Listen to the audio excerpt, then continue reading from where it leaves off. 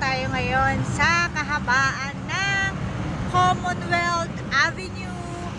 At syempre, matutuwa kayo dahil hindi ganon ka-traffic ngayon. Kaya, travel muna tayo. Syempre, di mawawala ang aking ka-partner para naman happy always, di ba? Andito tayo ngayon sa may Tandansora na tayo. At masarap talaga bumiyahe. Ngayon ay oras ng 9 AM. Pag ganito, kailangan hindi ka sasabay sa umagang oras dahil nga traffic at siguradong may stress ka. Pero ngayon, ganitong oras, medyo maluwag-luwag na. Masarap naman travel go down sa highway.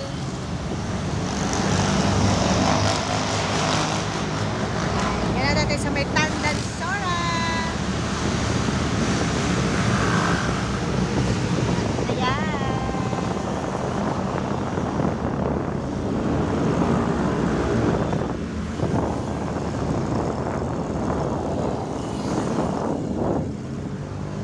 O, diba?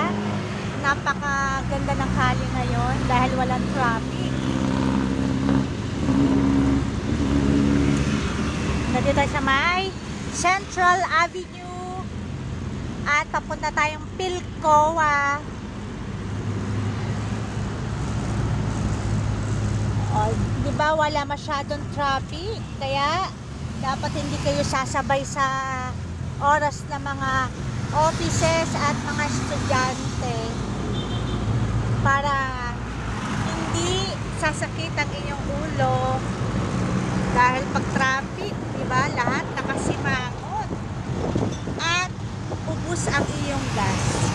Ang mahal pa man din ng tulo ngayon. Kaya dapat alam mo yung oras ng paglabas mo para naman hindi masayang ng kaunti ang ating mga gas. Lahat na yata ay tumataas, wala na kultura ngayon. Diba? Kaya maganda naman, mag-ikot-ikot lang tayo.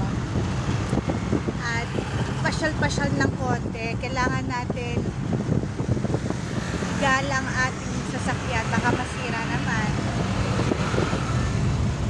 Diba yan ang nasa Commonwealth tayo eh. Ikot-ikot lang at ito na ang Pilcoa.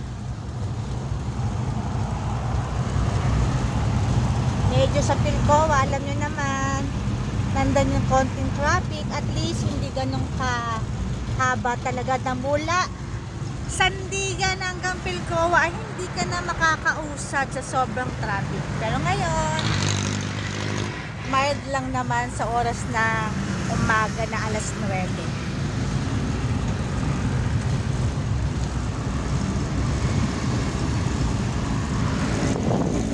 Diba?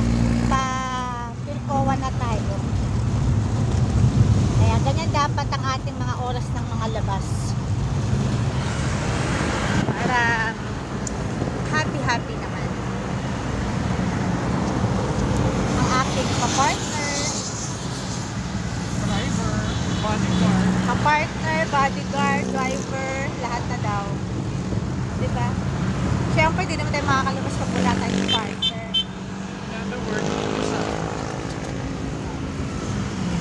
Kahit daw mag-fishball lang daw kami, okay na.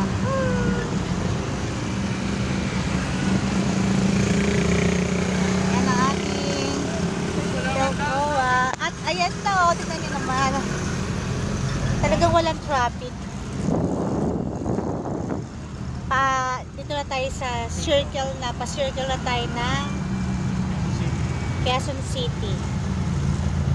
Kung nakikita nyo yung Quezon City circle.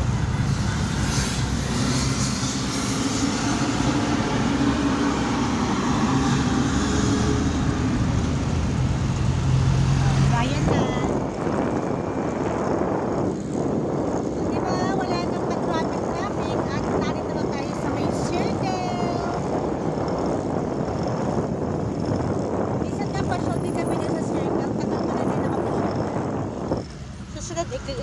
kami sa circle. Kasi tagal ko na din nakakapasyal. Wala masyadong time. Kailangan talaga ikot-ikot lang para makapag-exercise eh. Dahil sabi nga, gusto mong pumayat, di ka naman naglalakad. Pag nasa circle tayo, makakapaglakad-lakad tayo, makakapag-exercise. O, diba?